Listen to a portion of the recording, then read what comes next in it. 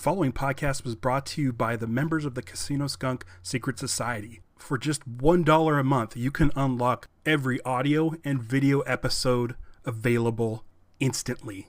And don't worry about any commitments. You can quit at any time. So for just $1, you can download every single episode and then bounce out. Just head to patreon.com/Casinoskunk.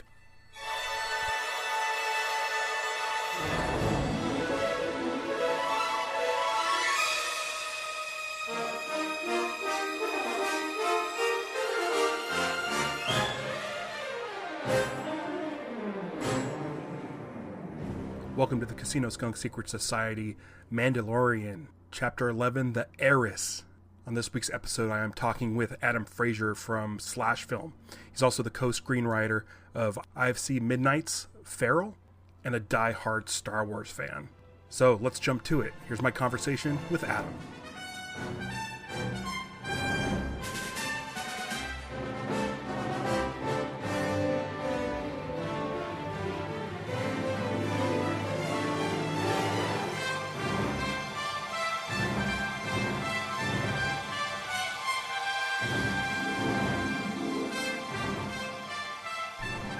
Hello? Hello. How you doing? Good. How are you? I'm doing great. Yeah. This is episode or chapter 11, The Heiress, which I don't even think I fully understand the title. You're probably more familiar with the Clone Wars than I am. I watched them all, but it was like over the course of like however many years. Right. But Bo-Katan is the heiress? Yeah, so I guess what they're saying there is she's the rightful heir to the throne of Mandalore because she was the previous holder of the Darksaber. But typically, yeah, go ahead. But wait, I watched Rebels and wasn't Sabine. Yeah. Did Bo-Katan show up in Rebels? Yeah, she did. Okay. So at the end of Rebels, Sabine got the Darksaber and realized that while she was, I guess, worthy of being a Mandalorian and sort of uniting these clans together, that really it was going to be Bo-Katan was the leader to carry that off. And so she gave the Darksaber to Bo-Katan, and I think sort of that last shot in Rebels of Bo-Katan is her holding the sword up, and you see various clans around her, including Sabine's mother and her brother and some other clans there. So that's where it left off in Rebels, and then we have not seen it since. Yeah, because I had watched Rebels religiously when it came out, as it came out. I loved Rebels. And then by the time we got to Bo-Katan's character, then I had no frame of reference for it because I hadn't finished Clone Wars yet. Oh, yeah, okay. So it was kind of like, I don't know. So I watched the first 3 seasons of Clone Wars. I think it was season 3 where it was just like a bunch of Senate episodes. And I'm like, there's literally no clones in these episodes. And so I dropped off. And then when they came to Netflix, I watched like a season or 2, which was I don't know, 5 years ago. And then Quarantine, I watched like the last 2 seasons. Yeah. So, and it got even more confusing because then after Rebels runs its course, then season 7 of Clone Wars came out and put Bo-Katan back into scenarios with like Darth Maul and Ahsoka and stuff. So it was kind of hard to keep track of. Right. But I mean, as soon as I saw her on this, I totally recognized her. Like I knew her helmet. I'm like, okay, that helmet looks familiar. So I was like, okay, cool. But okay, now I understand where we're at. So she's the heiress. Because when I first saw Sasha Banks, right, I was like, oh, she's Sabine. And I was fully prepared for that. Right.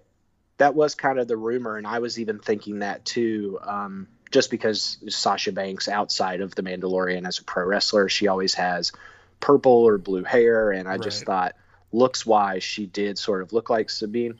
At the same time, though, I didn't think that, even though they hired Gina Carano, who wasn't primarily an actress. I mean, she has credits to her name, but her background is more as an athlete and a martial artist.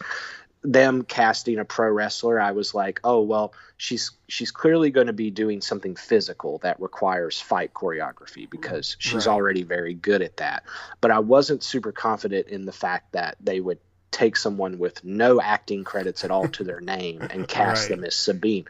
But it was sort of intriguing if you consider, well, what's left for Sabine to do? Like, if this is just going to be a cameo in live action, then yeah, maybe you could cast Sasha Banks as Sabine if she's not going to be part of a bigger story. But I guess the jury's still out on how much more of these sort of Rebels characters we're going to see in live action. Right. I mentioned it on me and my friend Jay do a podcast on Thursdays, and I just was talking about if I were to see anybody from Rebels show up or anyone from the EU show up, it would be Thrawn. Yeah. I feel like he would survive.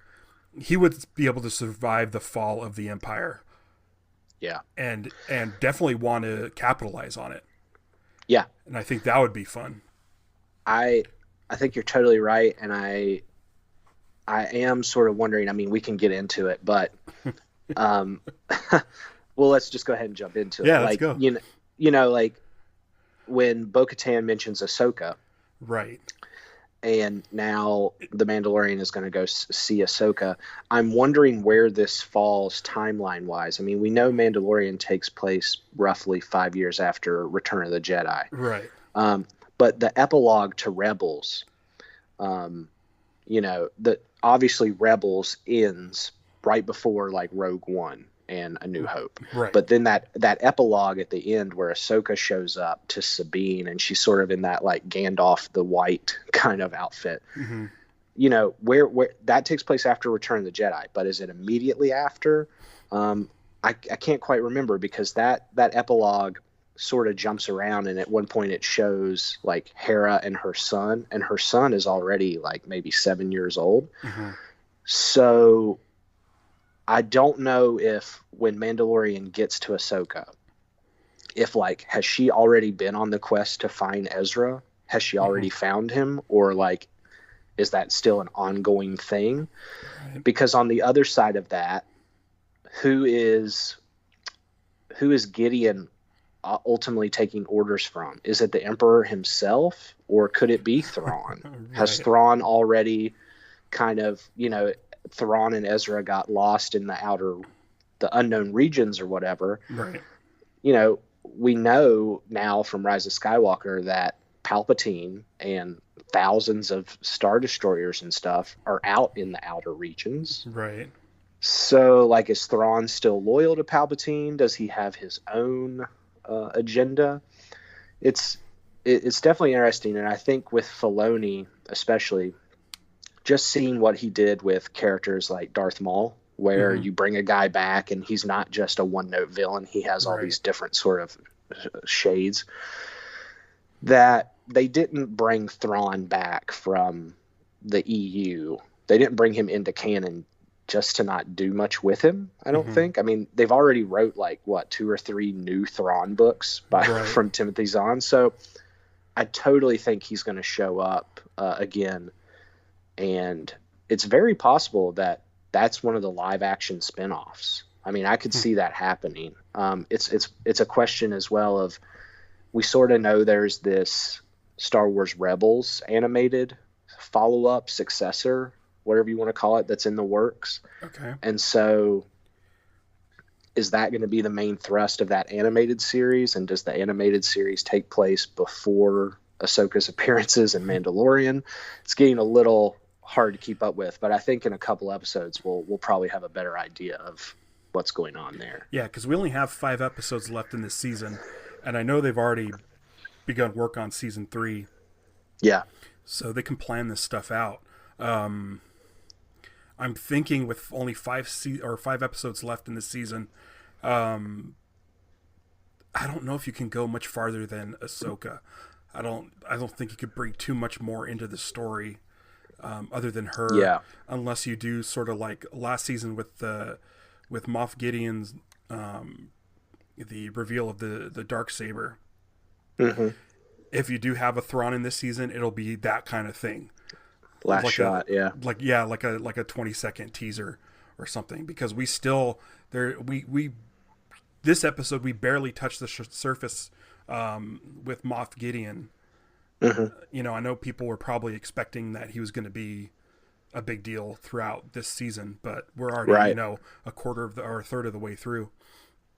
And we just have seen a hologram, and there wasn't much more to it than that.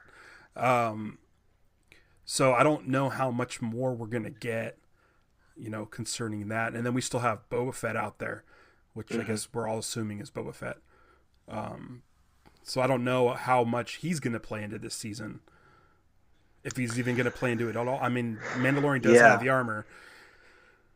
It's a good question. I think from what we've heard in terms of, the trades and film blogs and stuff talking about the filming of these things, it sounds like that, Mandalorian season 3 is in production, and that they're also filming a spinoff, which I believe is Boba Fett. I think a lot of people assume that it's the Boba Fett series. And so that would be a standalone miniseries, sort of like what they're doing with Kenobi, where it's a one and done deal. Right. So at first I thought, because episode 9 just blew me away. It was like so many different dreams. I should say episode 9 of Mandalorian.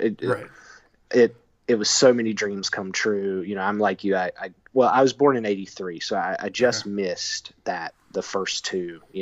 I missed seeing the movies in the theater. Right. But I had older sister, and I got her hand-me-downs, so I got a bunch of the old Kenner figures, and I was obsessed with Kenner Star Wars throughout the quote-unquote dark times. I was going to yard sales and flea markets and stuff and trying to put my collection together. And so that episode specifically was like the adventures that I would tell when I was playing with toys. I mean, because I was also obsessed with Boba Fett.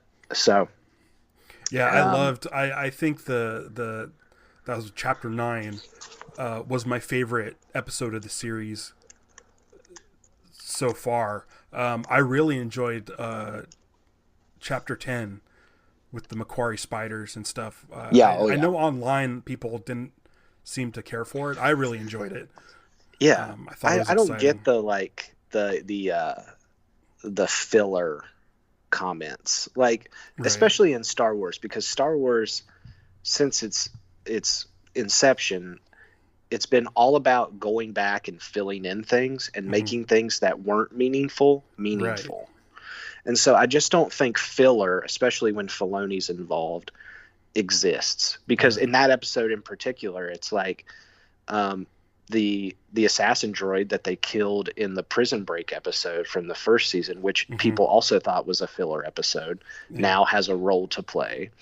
And the eggs brought us to Bo-Katan. So how could it really be a filler episode? And then you have him throwing down the Mon Calamari flan on the table, and it's like that goes all the way back to his first bounty. So I just don't get the filler comments. But truth be told, I've really loved every episode. But 9 was a huge standout for me. I really enjoyed last episode, and this episode, I know we were talking earlier that you said this is sort of like maybe your favorite so far. I like this one stood out to me way more than any other episode of the entire series, which is funny because I'm actually in the camp that wants less Empire and Jedi stuff, and this had actually mentions Jedi, and there's a lot surrounding sort of the Empire. But seeing stormtroopers fighting Mandalorians, I don't other than just the Mandalorian, even Werner Herzog's stormtroopers and Moff Gideon's stormtroopers, we haven't really seen, in live action, 4 Mandos versus stormtroopers in a fist fight on a boat, on essentially what looks like a boat. They call them a barge kind of. Yeah, the stormtroopers call them pirates. Yeah, and I'm like, this is the best Star Wars right here. It's swashbuckling, Saturday morning serials, which I'm a huge fan of, like the Flash Gordon serials. And that's what I love about The Mandalorian is we've now serialized Star Wars. And I know we've done it with Clone Wars, and I know we did it with Rebels and stuff. But a live action Star Wars serial is awesome. I can't wait for Saturday mornings to watch the Mandalorian episodes, but I kind of want to, just to have that feeling of what like a Saturday morning matinee feels like.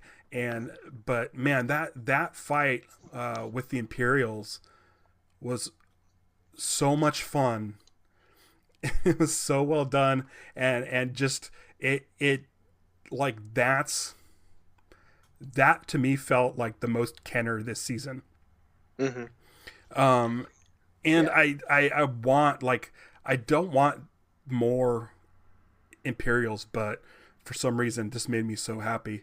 Imperial officers, like Moff Gideon seems like he's kind of a rogue Imperial officer. These were like straight up Imperial officers, and the cherry on top is that it was Titus Welliver from from a lot of things, but for me, Lost. Yeah. And I mean, we're huge Lost fans. And I was like, I couldn't believe it was him. I saw him and I'm like, wait a second, is that him? Am I really looking at it? He looked awesome. Yeah. Yeah, and he has like the cyanide pill that's like an electric thing. That was so crazy. Right. And my wife said, I think I'd rather have the electric one than the cyanide pill. Yeah. And I'm like, I don't know, but that was crazy. Yeah. Yeah, I love the idea that all that's left are sort of these remnants of the Empire, and Moffs and stuff have become these almost like warlords, and they've, in the case of Moff Gideon, his men seem to still be loyal to something, whereas I thought Werner Herzog's kind of subset of troopers seemed a little more, I don't know if casual is the word, but I just don't think their hearts were into the Empire as much. They felt like hired guns. Yeah. Almost like as soon as the Empire fell, they're like, okay, good, I can get out of this life and go do something different. Right, yeah, like soldiers that become mercenaries kind of thing. It's like, this is all we know how to do. So, right. But, Gideon, just tying all the pieces together, like, Gideon wants the baby, Bo-Katan wants the Darksaber.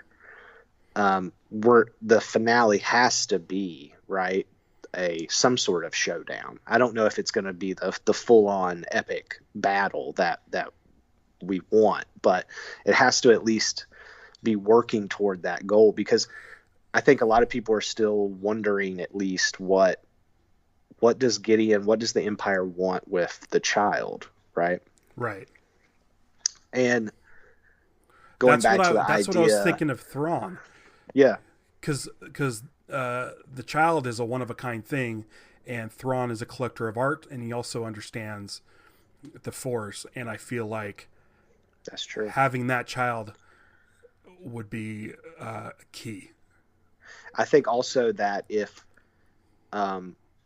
regardless of if Thrawn is in it or not, and let's say he is, and he's still loyal to Palpatine, I think the real notes that you trace back here are that Palpatine needs the child for some sort of cloning type experiment, because the scientist in the first season that's with Werner Herzog, he has a very specific patch on his uniform, and it's a patch from like Camino from the cloners, right? And so that's really odd.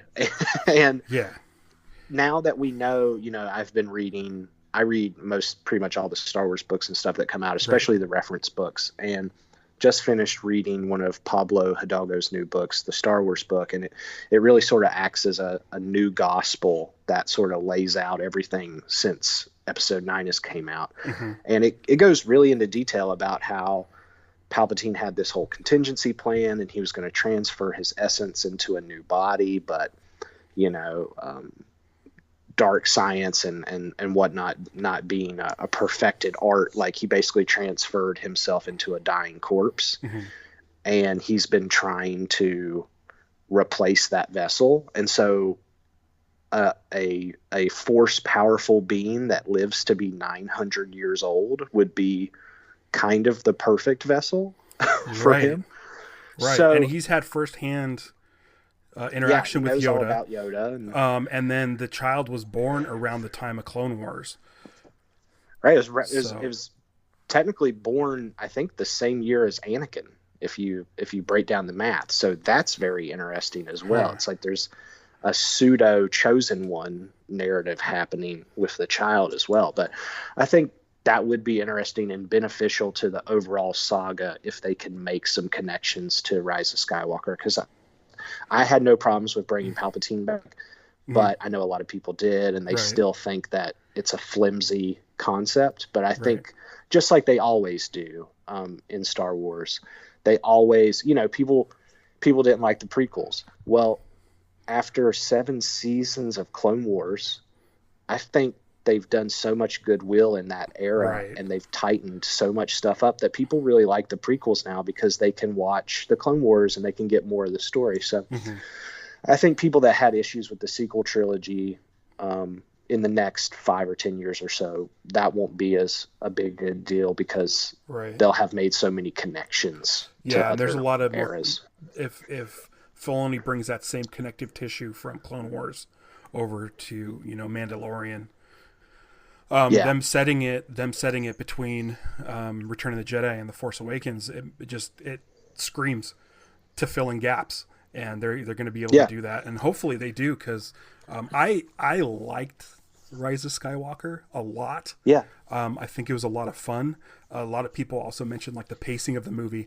I'm glad that it has a breakneck speed to it, because multiple viewings of The Last Jedi for me aren't as fun because there's parts I want to skip. There's no real parts I want to skip in Rise of Skywalker because it's just going at such a blazing fast speed. But I feel like that's what J.J. Abrams does, and I don't think people understand is, he has the mystery box, but he gives you enough stuff to where you can fill in the gaps and make it really cool. And I think that's good for shows like The Mandalorian, is to be able to leave stuff open enough to where you're able to fill in some gaps. Totally. We could talk about sort Lost. Of see that it's the same thing. But, and like we were saying about Boba Fett, I don't know if we see him again this season. It seems hard to believe that Mando would find himself back on Tatooine this season. Likewise, it feels just as difficult to think about Boba Fett finding him, because my assumption is that Boba Fett has been living on Tatooine since he crawled out of the Sarlacc, and it looks like he's even maybe been undercover as a sand person or something. So he clearly doesn't have a ship. He doesn't have a way to get off the planet anymore. I'm guessing the Slave One got stripped by Jawas or something shortly after or the sail barge blew up. Or you can say he's been trying to track the armor. So that's what's keeping him there. Now that the armor is off on Trask or wherever, that's true. He could probably leave. Hey man, if I could see a Razor Crest Slave One space battle, oh god, that would be super cool. Like, that would be wonderful. And knowing Filoni and Favreau, they'd probably put the Kenner handle on the back of the Slave One. Oh my god. Model. So I think I don't know if we see any more of Boba Fett this season, and if that is the case, then I expect a very similar treatment with Ahsoka. This episode ended with him leaving Trask, but his ship's all busted up, and we know from sort of the breakdown of directors and writers and stuff that the next episode 4, is directed by Carl Weathers. Oh, really? And I believe that's the episode that has Mandalorian going back to Navarro to reunite with Grief Karga and Cara Dune, and he's going to get his ship repaired, I guess. And I would also imagine that he goes to talk to the armorer, right? Like, If she's hey, still there. Was she still there right. when we left? Yeah, the last shot was She her was the like only one. beating up a bunch of stormtroopers down in the sewers or whatever. Right. But yeah, I mean, I have to imagine there's something there where he's like, "Hey, look, I just met these Mandalorians, and they took their helmets off, and they told me Right. that you guys are a crazy religious sect." And so I think we're gonna maybe get some more information there. But so then that would put episode 5 as the one where we meet Ahsoka, because that's the episode that is written by Filoni. Got it. So that's my assumption is, hey, it's his baby, it's his character. I think he's writing that episode. So if we're meeting Ahsoka in episode 5 and we have 3 more episodes to go, I don't really see it being a situation where like Ahsoka's along for the ride for 3 episodes. Right. My thought for a while has been that he's going to get to Ahsoka and she's going to be like, hey, thanks for bringing me this child, but I can't look after it. You know, Right. Either she's busy searching for Ezra or whatever, or she makes the very valid point that I've only met one member of this species before, and he lived to be 900 years old. I can't look after him because I'm going to die someday, you know, and Right. you are too. And the child at 50 is a toddler. So even 50 years from then, if he's 100, he'd still be like a little kid, you know, he'd be like 7 or 8, or he'd be like baby Anakin. So I think her argument is going to be he needs to be with his own kind. And then the quest shifts from, okay, well, I found the Jedi to now I have to find this thing's home world. Right. Do you think at some point she gives the Mandalorian a lightsaber? Because the Mandalorian, we've seen all of his gear. Yeah. What is that going to look like in a fight with Moff Gideon and a Darksaber? Yeah, that's true. It doesn't seem like it would. I guess it would mimic the Obi-Wan Jango Fett fight. Yeah. But I don't think that would be exciting for the series. I sort of wonder if Mando's going to be the one that ultimately has that fight with Gideon, because I almost see it as it's really going to be Bo-Katan and Gideon going head to head for the Darksaber. So I don't know, maybe she has some tricks up her sleeve for that. But yeah, maybe like a vibroblade or some sort of something staff, you know, like Grievous's guards had or whatever. Yeah. Yeah, I don't really. That's a good question. I don't really know how. Flesh out. I almost feel like the Darksaber itself, like that whole shot at the end of the first season, ultimately was just something really cool to see, and it had a function, which is he's stuck in this TIE fighter and needs to cut himself out. But I don't really know how much of a fighter, you know, a hand-to-hand combat duelist Moff Gideon's going to be. And so that's a good question that I hadn't really thought of, is what's that battle going to look like? Well, for me, it's like that. What is it, Hitchcock? If you introduce a gun into the scene, you have to use it. Like, I feel like there's a little bit of that to it. I feel like the child could like rip it from his hands using the Force, and then Bo-Katan could like stab him with it. I mean, it's hard. It's hard to know how they're going to put that together. Yeah, we haven't seen much of the child using the Force this season, if at all. Yeah. But there's something that I noticed. One of my listeners mentioned that it seems like the Mandalorian and the child are starting to be able to understand each other or communicate to each other, which is kind of cool. It's turning into like I think sort of a Han and Chewie shorthand, which is a lot of fun. The scene, there was a scene in this one where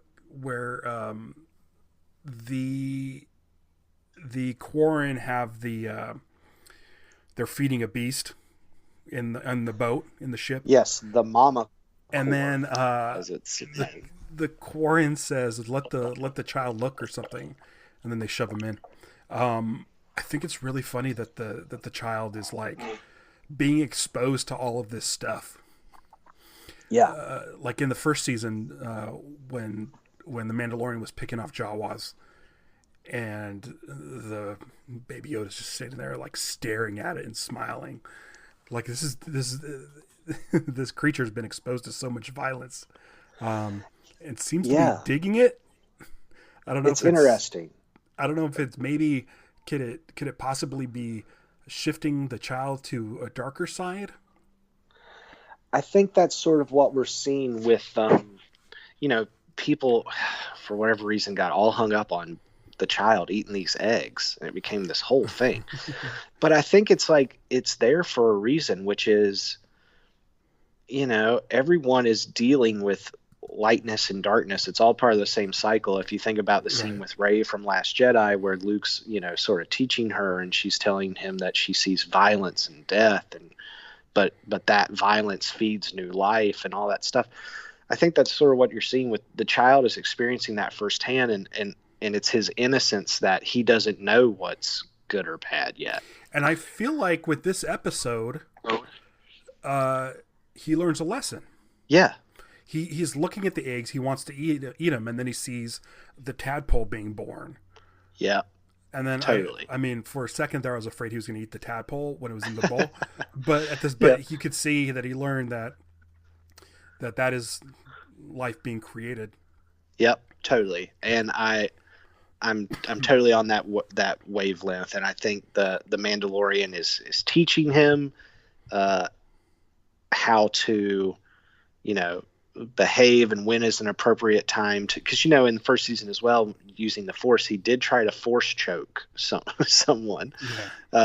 He doesn't understand his powers. He doesn't know what he's doing. It's all just raw instinct. If he feels bad, if he feels angry about someone, something kind of shaded to the dark side will happen. So I think Mandalorian telling him what's wrong from right and stuff is kind of putting him in the right direction. But it's interesting to see that just like any other life form that has the Force, that he experiences, all sides of it. Yeah, it's almost like he's teaching him the Mr. Miyagi thing where it's about defense, because at the end of this episode, there's like a squid monster, spidery thing coming down to attack the child, and the Mandalorian kills it.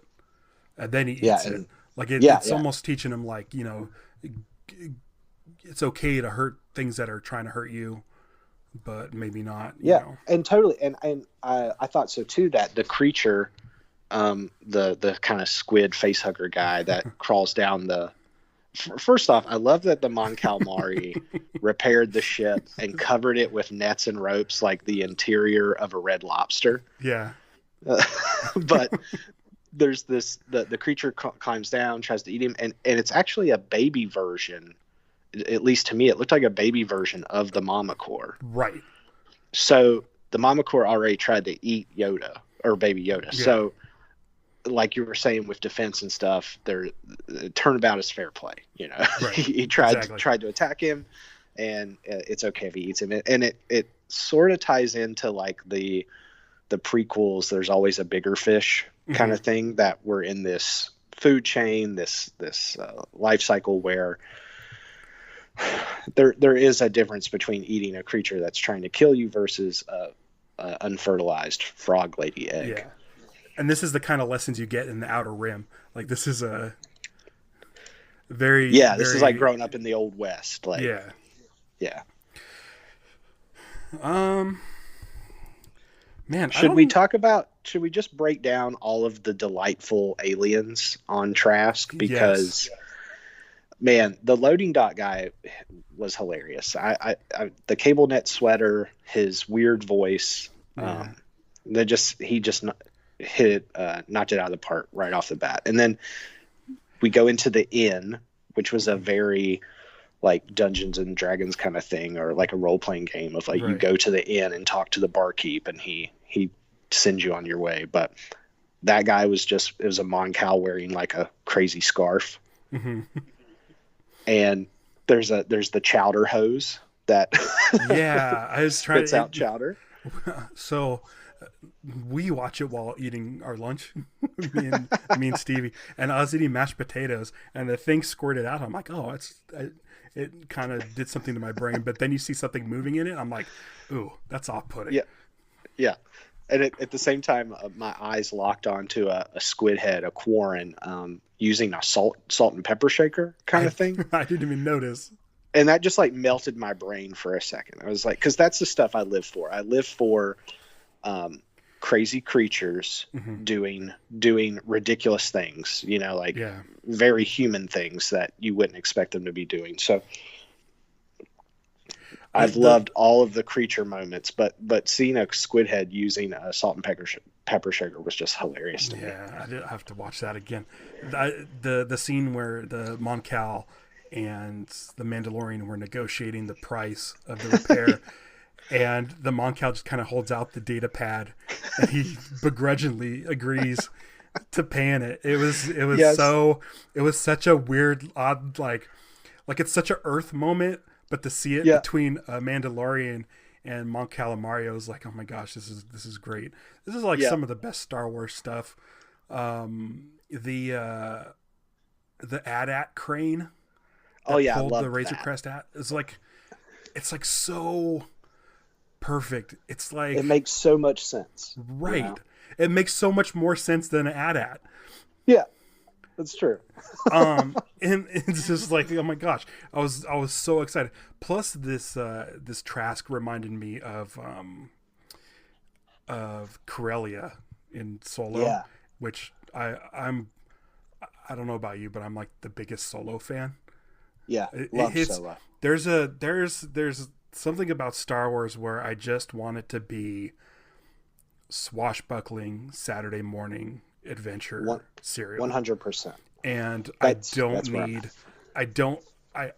liked aspects of The Last Jedi a lot, but there's some stuff where I'm just like, you're supposed to have essentially a cliffhanger every 10 or 15 minutes. Yeah. Like, you can break down the prequels into a serial, divided into 12 episodes and present it in serial format, whether it's the Jedi getting the dioxin gas, and then going into the planet core and getting eaten by the OPC killer, and then the escape from Theed. There's that's how Star Wars is, and that's how it was in Star Wars, in 77 Star Wars. Like, you can pick these moments where, like, this is where this is a cliffhanger for the serial. And I don't feel like The Last Jedi had that. I agree. But Solo did. I loved Solo. There was no BS. There was no BS in Solo. It was all just fun, swashbuckling adventures. And I feel like this season of Mandalorian, more than the first, has that. And I'm loving season 2. You know what else it is? And I think this is something that The Mandalorian is also benefiting from, that was an issue maybe with the sequel trilogy, is that, the reason I fell in love with Star Wars is because it dropped you into this world, but then you actually got to spend time there, and you got to experience what life might be like on Tatooine. Right. It takes a minute to get there. It takes a minute to get to Luke. But once you get there, you're introduced to Jawas and sand people and the idea of moisture farms. And then you get to see Ben and Mos Eisley. And you spend a lot of time on Tatooine. And outside of Octo in The Last Jedi, I don't really think you don't get a sense. Canto Bight on paper sounds super cool, but you get there and you see some cool stuff, but nothing really seemed to matter there. It's like they went there for the code breaker. Right. That didn't happen. They got thrown in jail. They randomly met DJ. There wasn't anything for me to like sink my teeth into. Right. For the there. I thought Crate looked really cool, but it was just there to look really cool. It wasn't lived in. It was abandoned. But the foxes were kind of a cool thing. Yeah. But there was no like sort of civilization or people living there. Right. I've said it before. that I feel like get rid of Canto Bite altogether. Make Rose the code breaker. But she's reluctant because she's not, she's not a young person part of the resistance. Right. Yeah. But I think you would just kind of trim some of the fat out. Like, totally. I feel like my thing with Last Jedi is I feel like Rian Johnson loves Star Wars and has loved Star Wars since 1977. And it felt like he felt like he had one shot to do everything he's ever wanted to see in a Star Wars be done. And so he put it all in one movie. And it kind of just was there was too much there. I wish they would have told him, hey, listen, you're going to get the Star Wars, but when you're done, we're going to give you another Star Wars. That way he would just stick to the story and be like, okay, right. The Casino Planet doesn't need to be in there, but I'll save that for my next Star Wars thing. Yeah. Or give him a show or something. Because it really felt like he tried to put everything he ever wanted to see in a Star Wars into one movie. And it was too big. Yeah. It was too big. We could talk about Last Jedi for hours. I mean, just like, and things that aren't really necessarily in his control. I think one thing that we'll look back at that has totally shaped The Last Jedi is the decision to end The Force Awakens where we did. And the fact that there's no time jump. Right. Now, Ryan could have chose to jump time, I guess, but I think he felt that we have to go immediately back to this moment. And because of that, there's no progression the way that there was between Star Wars and Empire or Phantom Menace and Attack of the Clones. And so a lot of the characters I feel like get just kind of short shrifted. Finn, especially, he doesn't have much to do. And then Poe has to like kind of, it's manufactured conflict. He has to learn these lessons that watching The Force Awakens, I thought that Poe already knew. Right. You know what I mean? It's like that Poe in The Force Awakens, like he's not a flawed character. He's like a wedge. And then they tried to turn him into this like brash, cocky guy that needs to be taught a lesson. And I just think that I love everything with Rey and Kylo and Luke. Perfect. It's some of my favorite Star Wars stuff. Yeah, exactly. 100%. And I think that's why the movie is so frustrating, because it has some of my favorite Star Wars things in it and then some of my not favorite things. Yeah, I feel like don't include Rose. I understand the importance of her character, and but I feel like don't introduce a code breaker. If you need to get on Snoke's Star Destroyer, if you know that they have a hyperspace tracking, utilize the guy that used to live on a Star Destroyer. Yeah. It should have been Poe and Finn. No code breaker, no Canto Bite. They're on a mission to infiltrate Snoke's Star Destroyer. Yeah. You can cut out so much fat. You can keep the C storyline with Leia and Holdo. That's fine, but I feel like Poe and Finn should have been together. Yeah. Totally. It caused too many storylines. And so definitely some streamlining issues there. And then I just thought, you're not taking advantage of a lot of the things that Abrams set up in terms of introducing characters. And instead he introduced even more characters. Right. And I'm not so sure with, I have no problems with Holdo, but you had Connix that you could have done more with. You had, on the other side of things, you could have done a lot more with Phasma than you ended up doing. Obviously, you could have... and Hux, absolutely, with Hux. And did DJ need to be Benicio del Toro? I mean, it seems like a thing where I would have made that character an alien. I'm always trying to put aliens into Star Wars. Maybe that's just me. I'm burned out over the fact that a lot of the arguments in the fandom these days are, how do we get more humans into Star Wars? I'm not interested in seeing humans in Star Wars. Right. And it's tough watching established actors like Benicio del Toro pop into Star Wars. I had the same issue with a little bit with Timothy Olyphant and a little bit with Woody Harrelson. Yeah. Even though I still think Woody Harrelson's character Beck should have been Kurt Russell. Yeah. But I feel like what if Cobb Vanth was alien? It was still Timothy Olyphant, but he took off the Boba Fett helmet and it was an alien. That would have been pretty cool.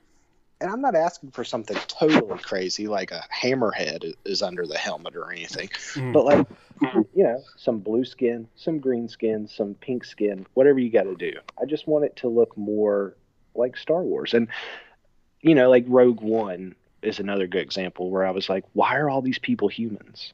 I think why isn't there like a Sheridan Bays were supposed to be aliens? Really? Yeah. They're just oh, you mean like initially? Yeah. Yeah, I do remember seeing concept art and stuff where I think the character that became Moroff, the big like white Wookiee kind of looking creature, I think he was originally part of the team and stuff like that. He might have been Bays. Yeah. I just always want more aliens in Star Wars, and so that's sort of the hang-ups there. But I think that getting back to aliens and planets and stuff and spending time there, that's where the Mandalorian really shines, because you get to go back to familiar planets like Tatooine and experience a whole other side of it and see things that you never thought you would be able to see, like a crate dragon. And then at the same time, you get to go to this planet Trask, which I loved the aerial shot of like the hexagonal type pods, like and docks and stuff connecting. It reminded me, did you play Knights of the Old Republic? I didn't. I played maybe one day's worth. There was a water planet in that game. I think it was called Manon or something like that. And it reminded me of that. Like I love seeing these new kind of pockets of the universe and actually spending time there and sort of seeing how the ecosystem works. You know, you got all these aquatic aliens that have come here to be fishermen and stuff, and it's cool. I'd be fine with like a travel log series of Star Wars where you just literally go planet to planet and just sort of check out what people are doing. Yeah, do it like a House Hunters. You know, you follow an alien couple and they, you know, 3 different houses. The frog couple. Yeah. Yeah. Was there any new aliens in this that we saw? The frogs. Miss what's her name? What are they been calling her? Just Frog Lady Lady. And Frog Man now. But it was Mon Calamari and Aqualush, or not Aqualush, Quarren.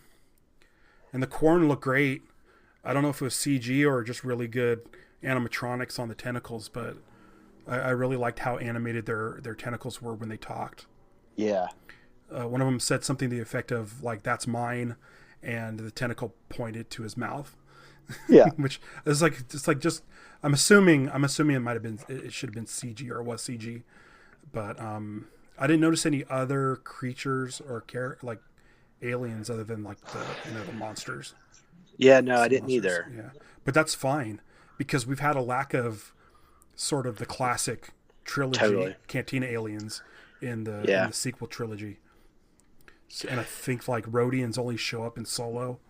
I don't think there's Rhodians in any of the other movies. So yeah, and as much as I loved cable knit sweater wearing Mon Calamari, I also loved the scene where after they get off the boat and Mando's walking back through the docks and the Quarrens like surround him. The Quarren that's wearing a full-on like film noir trench coat. I didn't even notice. I gotta watch it again. I feel like there's too much to see, and I've only watched it once. And this is the first episode where I really want to watch it a second time. Yeah, I think Chapter 9 is a close second. there's a Mandalorian wearing not Mandalorian, but a Quarren wearing a full-on trench coat, and I think he has a hook in his hand. And I was just like, is he Candyman? Yeah, exactly. I was like, I want to see this movie now. Where's the psychotic slasher Quarren? But yeah, I'm trying to think of anything else that really. Well, okay, so Bo-Katan tells Mandalorian that the city of Caladan on the forest planet Corvus is where he'll find Ahsoka Tano. And to my knowledge, I did some searching around. I saw nothing for Caladan and Corvus, so these must be a completely new forest planet. That's good for anybody that's complaining about their returning to Tatooine and stuff. Right. So it's good that we're getting more planets. That's exciting. When she described it, it reminded me of the Genndy Tartakovsky Clone Wars hand-drawn animated series where Anakin met with Asajj Ventress in like a sort of Jedi temple in the middle of a forest. Oh yeah, it was sort of like Yavin. Yeah. Yeah, I remember that. It was like very intense, like sunset kind of like over a temple kind of thing. That's the first thing I pictured.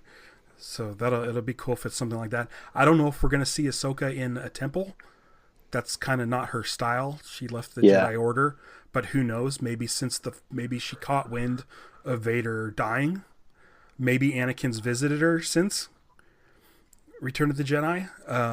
Maybe to apologize. It'll be interesting to see where she's at 5 years after the Empire or Return of the Jedi.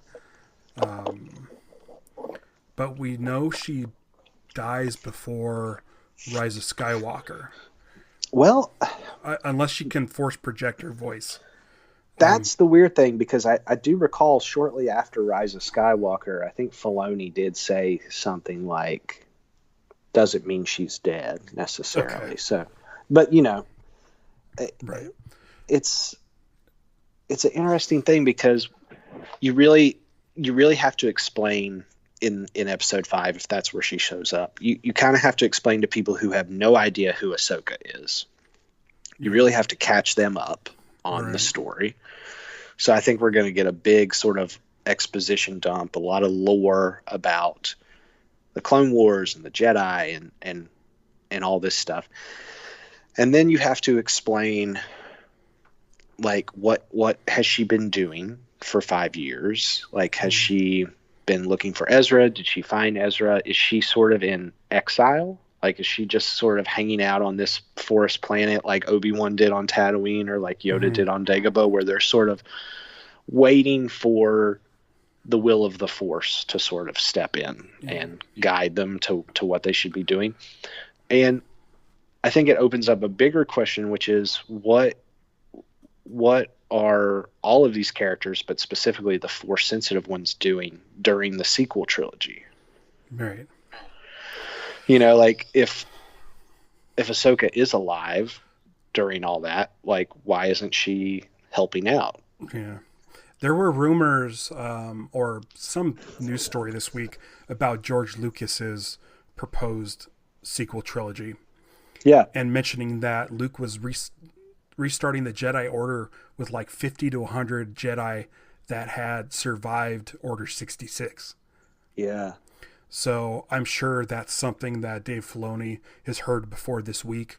So maybe he has some answers for that. Okay. That would be super cool.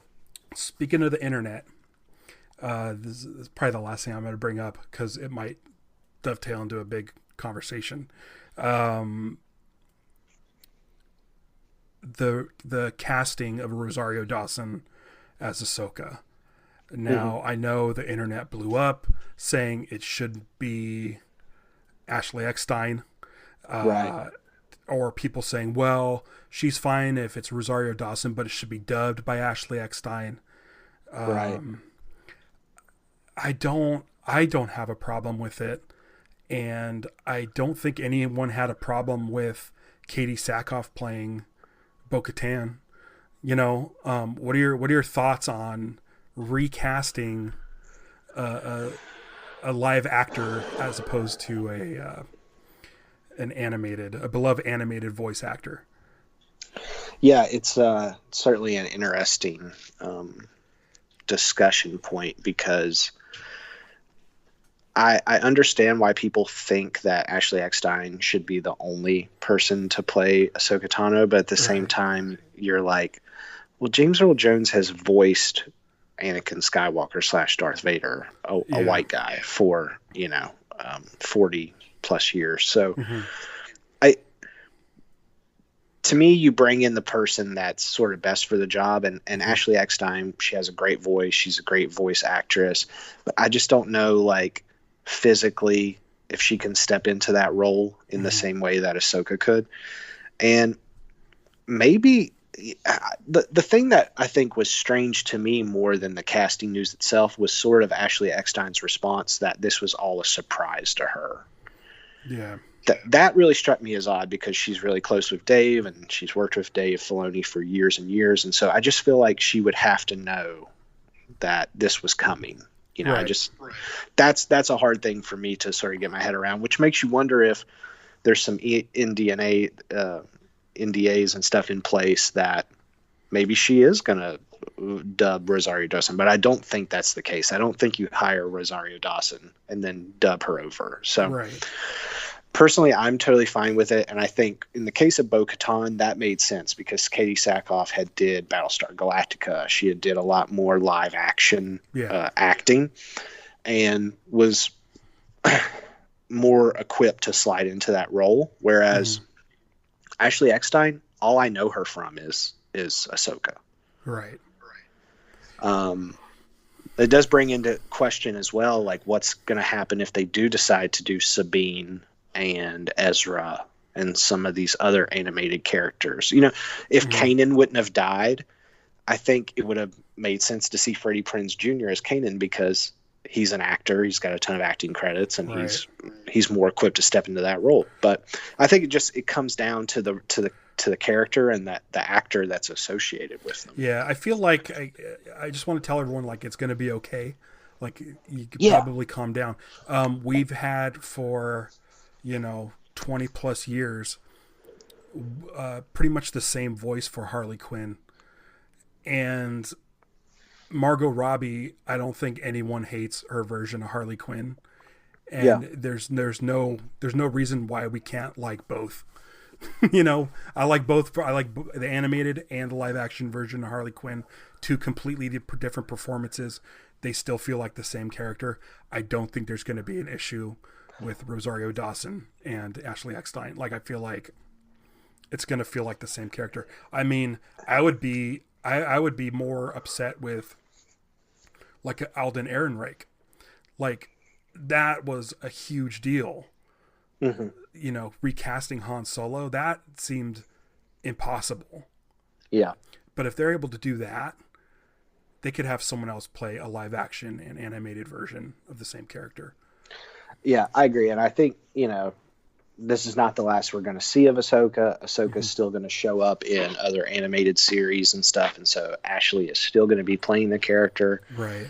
And yeah, I don't think it's as big as of a deal either. But it's also sort of a precedent. That's the other interesting thing. Everybody just took it for granted and assumed that Ashley Eckstein would play Ahsoka if they did a live action thing with Ahsoka, but there's no precedent for that. Unless I'm forgetting someone. There's no one else that debuted in a Star Wars cartoon that they then had to cast a live action equivalent for, with the exception of Boba Fett in the Star Wars Holiday Special, or General Grievous in the Clone War, the Tartakovsky Clone Wars or whatever. Right. But those are both characters that are like helmeted and masked, and in the case of Grievous, he's a voice actor anyway because it's a CGI motion capture performance. So there's no precedent for it, and I think not casting the voice actor for Ahsoka, but then voice casting the actor for Bo-Katan sort of sets a nice balance of saying you're going to get some cases. Was Katie Sackhoff? She was the voice of Bo-Katan in the series. Yeah, I had no idea. Yeah, that's funny, but she kind of But so by taking both of those paths, I think you sort of are setting up a decent 50-50. You might see some people. The kid that plays Ezra does the voice of Ezra looks exactly like Ezra, and same with Sabine. Life. Yeah. But I think too, maybe the casting of Rosario Dawson was, hey, we're going to do like a live action spin-off series of Ahsoka. And if we're going to do a series dedicated to this quote unquote new character that the mainstream audience doesn't know about, we should probably get like a star to help carry the show. So, there's so many considerations that go into it, but I'm super interested that with Boba for the longest time, I was wondering, because I don't know if you remember going all the way back to like episode 2 and stuff. Before Revenge of the Sith came out, there was a thought that depending on how much time had jumped, that we might see Boba Fett in the armor in Revenge of the Sith. Right. And there was a lot of talk then of like, okay, well, what are they going to do with Daniel Logan, who played kind of baby Boba in Attack of the Clones? And so it's just funny how it's worked out now that with the sort of the de-aging technology that Marvel has really kind of brought to the forefront in recent years, that we can now take Tamura Morrison and make him any age. Yeah, and work within the whole, like, the idea of Boba being an unaltered clone of Jango. And so we skipped that awkward stage where maybe a younger actor would have played him. But right. Well, I think that's all. Man. Yeah, I hit these like at a half hour. We talked an hour about Star Wars, but I had a hunch we would talk more than just the episode. Is there anything you want to plug? Oh man, I'm just I write for Slashfilm. I do the sort of the regular Star Wars bits column for them, and I'm also doing some sort of bigger features for them. I just did one about the Star Wars book, and I've got another one coming up about the Fascinating Facts book that Pablo also did. So you can find my writing there and at Nightmare on Film Street and at First Showing. Cool. I just started watching the Nightmare on Elm Street series for the first time. What? And also Friday the 13th. I'm on part 5 of each right now. Wow. How did this happen? Were you not into horror as much? Or? As a kid, it scared me. Yeah. I was afraid. The only Friday the 13th movie I saw was part 1. The only Nightmare on Elm Street movies I've seen is part 1 and New Nightmare. And then I saw Jason versus Freddy. So yeah, it's all new to me, but I was just talking to somebody online today that watching them like once a week kind of squashes any expectation I would have watching them like a year or two apart. Like you have it's like watching Star Wars when you had to wait, 3 years to see one. You got to get this anticipation building up. I don't have any of that. And I have no sort of frame of reference or what to expect. And so I've absolutely been enjoying them so much. But yeah, I always grew up in action film. I liked action films. Yeah. That's one of my dreams, is to take the VHS dude stuff and be a non-horror host, because we have so many horror hosts out there that there isn't really any action hosts, and that's what I wanted the VHS dude to be. So yeah, that's funny. I'll have to read your articles on if they're like Nightmare on Elm Street specific, because I'm just now getting into the world. I just finished the last one I watched was Dream Warriors. What's part 4? Part 4 is Dream Master.